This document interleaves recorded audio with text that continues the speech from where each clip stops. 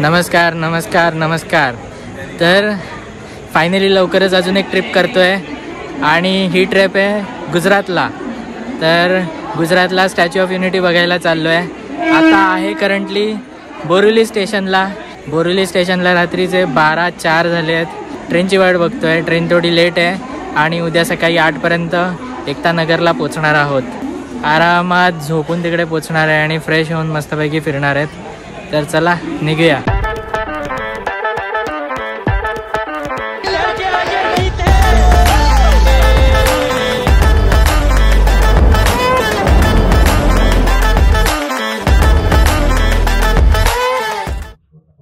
नमस्कार सुप्रभात.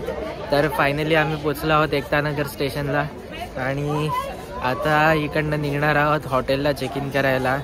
रात्री झोप एवढी काही चांगली नाही झाली कारण की बाजूवाला माणूस खूप गरत होता. त्याला लिटरली उठवावं लागलं आणि उठवून त्याला सांगावं लागलं की बाबा घोरणं कमी कर. आणि अशा ह्याच्यात पोचलो आहे. आता थोडं रेस्ट करून फ्रेश आउट होऊन निघणार आहोत आम्ही स्टॅच्यू ऑफ युनिटीला. सो लेट्स गो.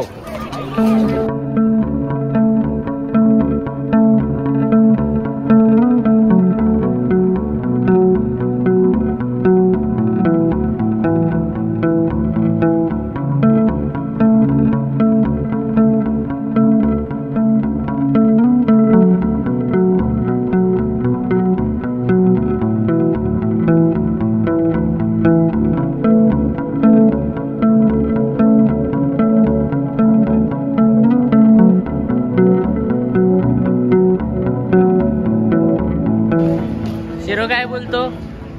छान वाटतं एकदम. छान वाटतं एकदम. थंडी पण आहे. थंड वाटते एकदम. तुला कशी थंडी वाजते रे? मला ना हिला बघून थंडी वाजायला लागली मला.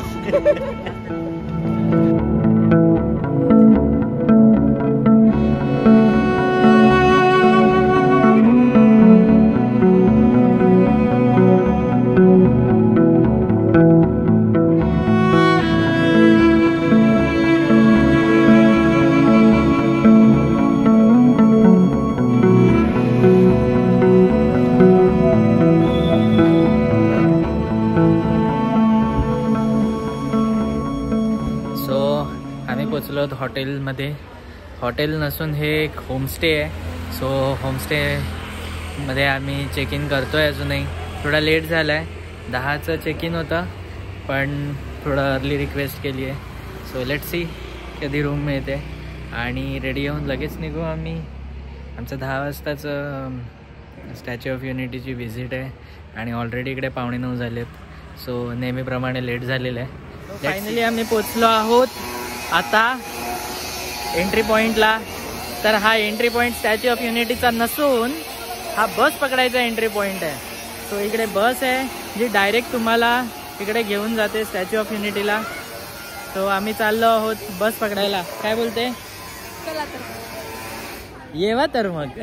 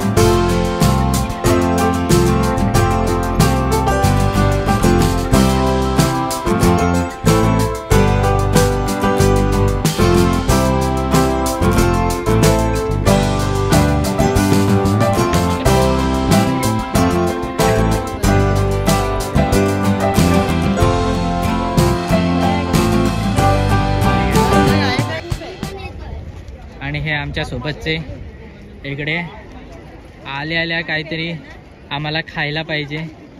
सो काहीतरी खायला घेताना काहीतरी चरत असताना हे आमच्या ग्रुपवाले लोक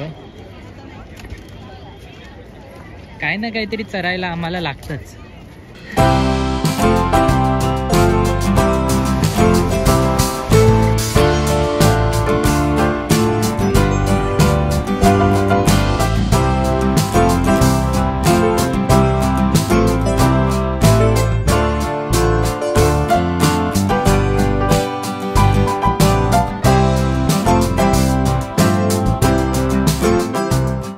फायनली आम्ही स्टॅच्यू ऑफ युनिटीच्या एकदम जवळ पोचलो आहोत, एकदम हाकेच्या अंतरावर पोचलो आहोत. हे माझ्या मागे माझे सगळे सवंगडी येत आहेत.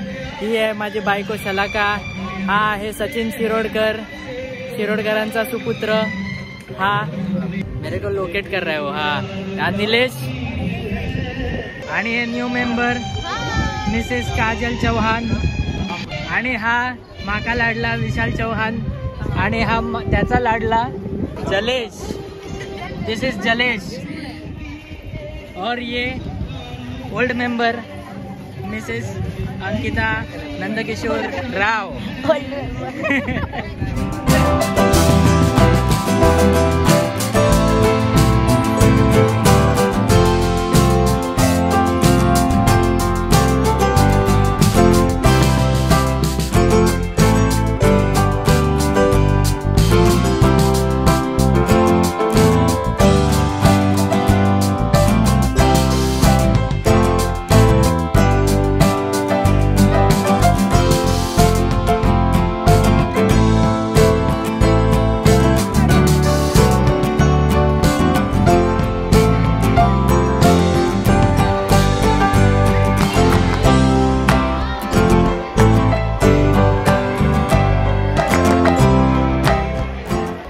फायनली आम्ही पोचलो आहोत सरदार वल्लभभाई पटेल यांच्या चरणाशी, आणि आता जाणार आहे टॉपला व्ह्यू बघायला.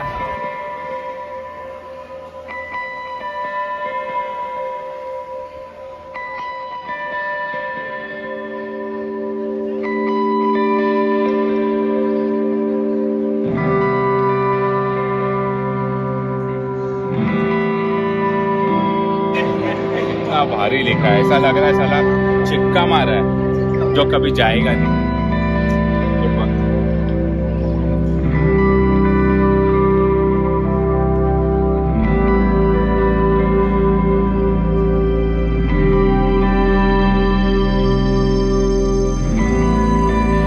कैसा लग रहा है काजल एक्सप्रेस टिकट लेके? बहुत VIP जैसा फीलिंग आ रहा है. फिलिंग एक्सप्रेस, क्या express? Feeling express, feeling express या.